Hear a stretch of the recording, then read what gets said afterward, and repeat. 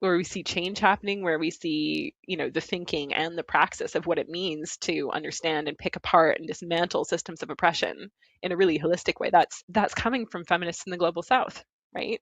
That's coming from some of those wins I mentioned around,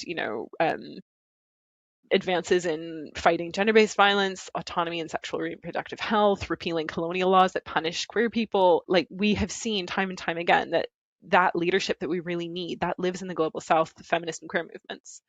If we look at that for our leadership, we orientate ourselves around those movements, around their leadership, their knowledge, their experience, their expertise. We need to recognize that, but not just recognize it. We need to shift the kind of power imbalance that has always kept those voices and that experience out of decision-making spaces, out of that suppressed or minimized that knowledge.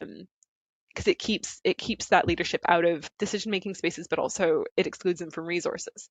So that shift is in recognition, but it's also in a shift that we need in power, a shift that we need in funding. It's not just saying like, oh, very nice, leaders over there, but actually putting our money where our mouths are.